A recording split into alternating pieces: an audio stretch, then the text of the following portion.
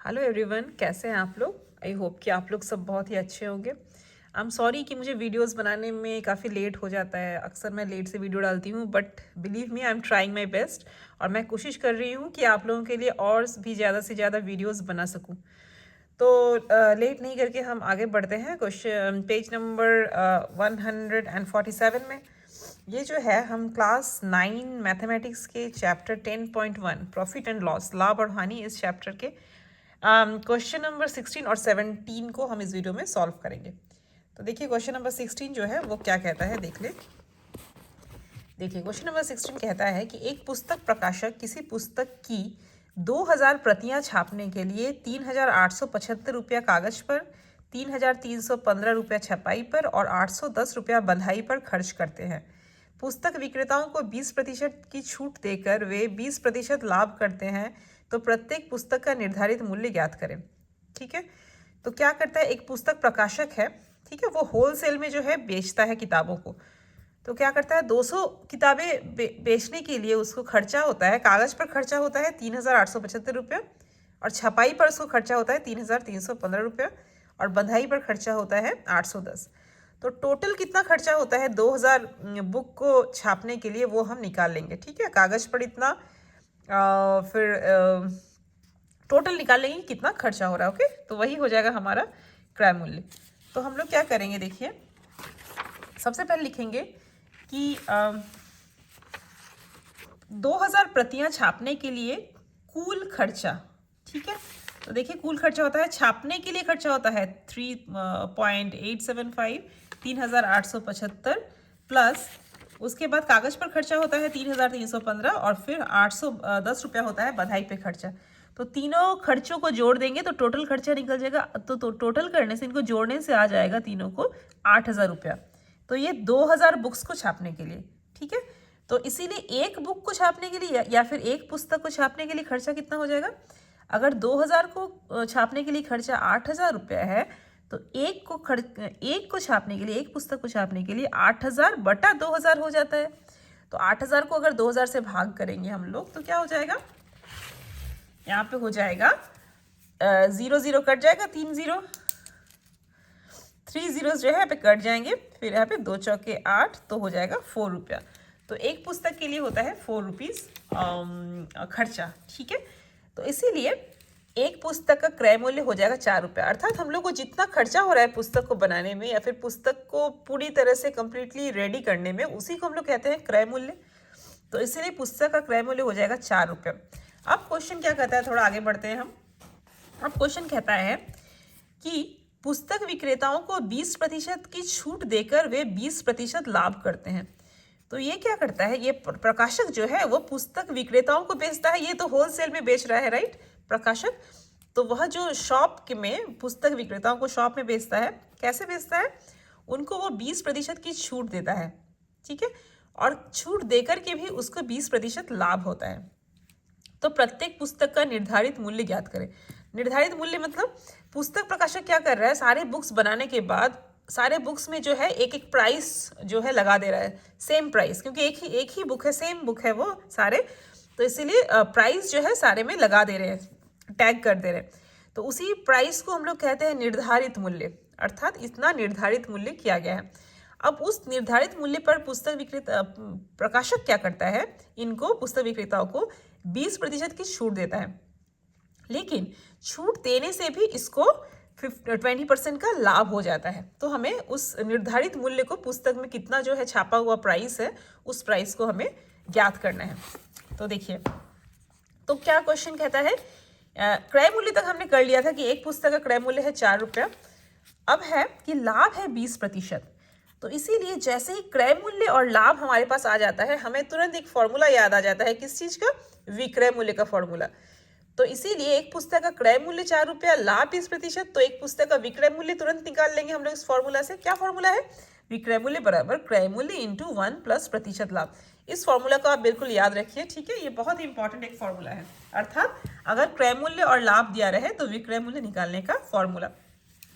तो बराबर क्रय मूल्य, अब क्रय मूल्य की जगह में कितना है, क्रय मूल्य है 4, तो क्रय मूल्य की जगह में 4 और फिर ब्रैकेट दे दिया 1 प्लस अब प्रतिशत लाभ कितना है देखिए, प्रतिशत लाभ है 20%, तो 20/100, 20% मतलब 20/100 बराबर 4।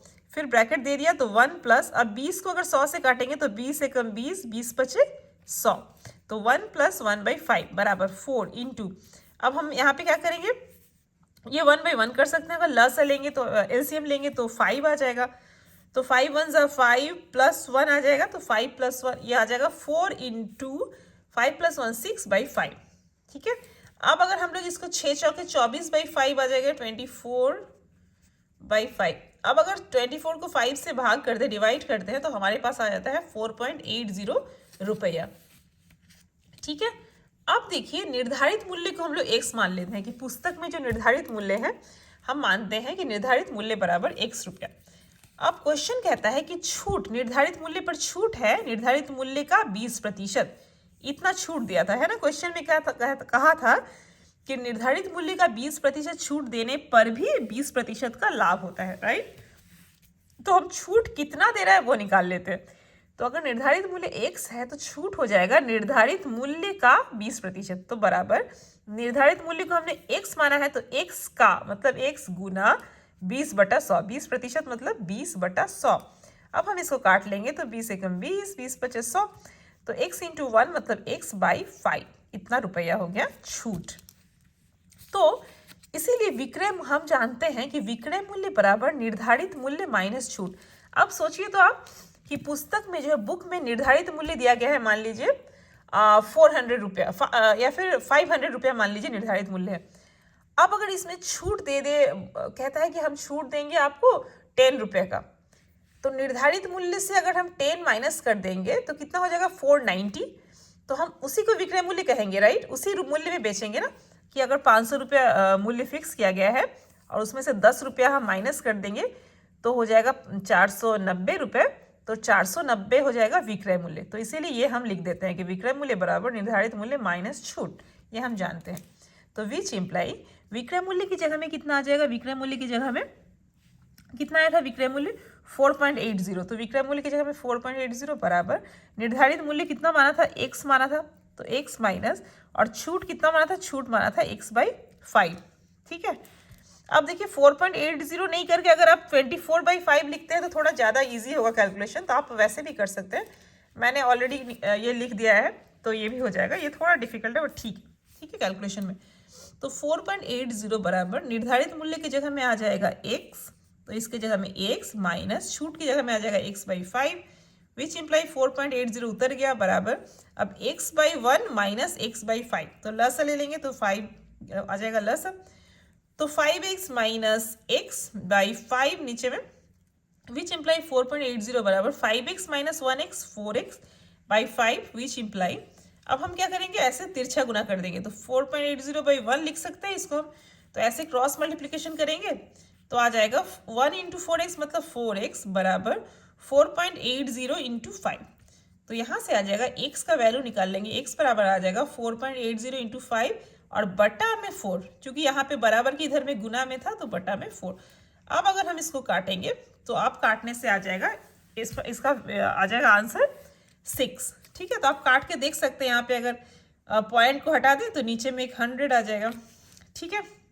100 आने के बाद हम क्या करते हैं, अब हम काट देंगे, तो देखिए 4 से कटेगा तो 4 एकम 4, 4 दूना 8 और 0, और क्या कटेगा देखिए, तो यहाँ पे कट जाएगा 1 0 1 0 कट गया, और क्या कटेगा 5 दूना 10 कट गया, और 2 से 2 छक 12 हो गया, तो x का वैल्यू कितना आ गया 6, तो इसीलिए x का वैल्यू 6, और x किसको माने थे, x माने थे निर्धारित मूल्य को, तो इसीलिए निर्धारित मूल्य बराबर आ गया 6, तो ये हो गया हमारा आंसर, ठीक है।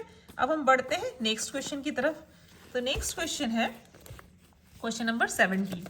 क्वेश्चन नंबर 17 क्या कहता है देखिए, तो हासिमा बीबी ने 2 हस्तकलाओं में से, 2 हस्तकला मतलब हाथों से उन्होंने 2 चीज़ें बनाई थी जिसको हस्तकला कहते हैं हम, उन हस्तकलाओं में से प्रत्येक को 1248 में बेचा, तो बेचा मतलब विक्रय मूल्य, अर्थात प्रत्येक हस्तकला का विक्रय मूल्य है 1248, मतलब 2 जो हस्तकला है दोनों का ही विक्रय मूल्य कितना कितना है, इसका भी 1248 और इसका भी 1248। पहले पर 4% लाभ, पहला जो हस्तकला था उस पर उन्होंने 4% का लाभ रखा, और दूसरे पर उनको 4% की हानि हुई, तो उन्हें कुल कितना लाभ या हानि हुई। तो एक पर 4% का लाभ होता है और दूसरे पर हानि होती है 4% की, तो दोनों मिला करके उनको कुल कितना लाभ या हानि हुई ये हमें कैलकुलेट करना है। तो देखिए हम बढ़ते हैं आगे।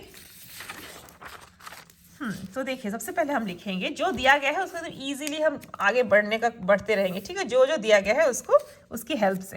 तो देखिए दिया गया है कि पहले हस्तकला का विक्रय मूल्य बराबर 1248 है ना, और ये भी दिया है कि पहले हस्तकला पर उनको लाभ हुआ है 4% का। ये दो चीज़ ये दिया गया है। तो अब जैसे ये दो चीज़ दिया गया, हम सोचेंगे कि इन दोनों से हमें कौन सा फॉर्मूला हम लगा सकते हैं। तो देखिए इन दोनों को यूज़ करके हमें क्रय मूल्य जो है का फॉर्मूला लगा करके क्रय मूल्य हम निकाल सकते हैं। तो इसलिए विक्रय मूल्य है, लाभ दिया गया है, तो इसीलिए पहले हस्तकला का क्रय मूल्य बराबर हो जाएगा। क्रय मूल्य का क्या फॉर्मूला होता है, विक्रय मूल्य बटा 1 प्लस प्रतिशत लाभ। और विक्रय मूल्य का क्या फॉर्मूला होता है, विक्रय मूल्य का फॉर्मूला होता है क्रय मूल्य इंटू 1 प्लस प्रतिशत लाभ। तो यहाँ पे हम क्रय मूल्य निकाल रहे हैं, तो क्रय मूल्य बराबर विक्रय मूल्य बटा 1 प्लस प्रतिशत लाभ बराबर विक्रय मूल्य का वैल्यू कितना है 1248 है, बटा 1 प्लस प्रतिशत लाभ कितना है, प्रतिशत लाभ है 4, तो 4% मतलब 4/100 बराबर 1248 बटा में, और 1 प्लस 1 बाई, इसको यदि हम काटेंगे तो 4 एकम 4 और 25 से बार 25 चौके 100 है ना, तो 1/25 हो गया, तो 1248 डिवाइडेड बाई, अब इसको अगर हम लोग 1/1 करते हैं तो 25 का लसा ले लेंगे तो 25 और प्लस 1 आ जाएगा, तो 1248 बटा में 25 प्लस 1 26/25। अब इस बटा को हम गुना में कन्वर्ट कर देंगे, तो गुना में कन्वर्ट करेंगे तो ये उल्टा हो जाएगा, तो 26 बटा 25 हो जाएगा 25 बटा 26, और 26 से अगर इसको भाग करेंगे 1248 को, या फिर आप धीरे धीरे भी काट सकते हैं जैसे आपको ईजी हो। मैंने डायरेक्ट इसको जब इससे भाग करा तो देखा कि 48 आ रहा है, तो 26 को 1248 से काट देंगे 48 बार में, तो 48 इंटू 25 यदि करते हैं तो हमारा आ जाता है गुना करने से 1200 रुपया। या ये क्या आ गया, ये आ गया पहले हस्तकला का क्रय मूल्य आ गया। ओके, अब हम बढ़ते हैं दूसरे हस्तकला की तरफ, क्योंकि पहले हस्तकला का क्रय मूल्य, विक्रय मूल्य, लाभ सब हमें आ गया है, हमारे पास सब कुछ है।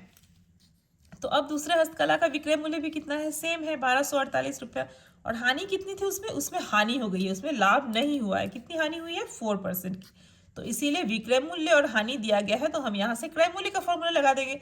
तो इसीलिए दूसरे हस्तकला का क्रय मूल्य बराबर विक्रय मूल्य बट्टा, इसका फॉर्मूला क्या होता है, क्रय मूल्य का फॉर्मूला जब हानि होती है, प्रतिशत हानि होती है, तब क्रय मूल्य का फॉर्मूला होता है विक्रय मूल्य बटा 1 माइनस प्रतिशत हानि, और अगर लाभ होता तो 1 प्लस प्रतिशत लाभ होता।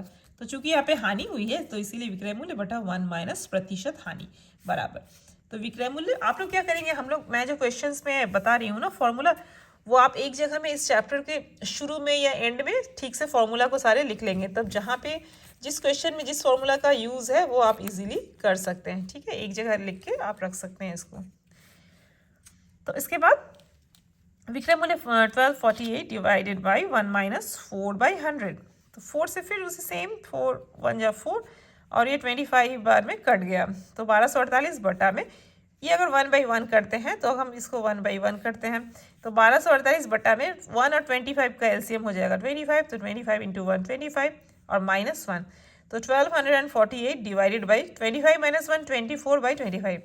अब हम इस बटा को जो है गुना में कन्वर्ट करते हैं, तो कन्वर्ट करने से कितना आ जाएगा, कन्वर्ट करने से आ जाएगा 1248 इंटू 24/25 उलट जाएगा, तो 25/24 हो जाएगा।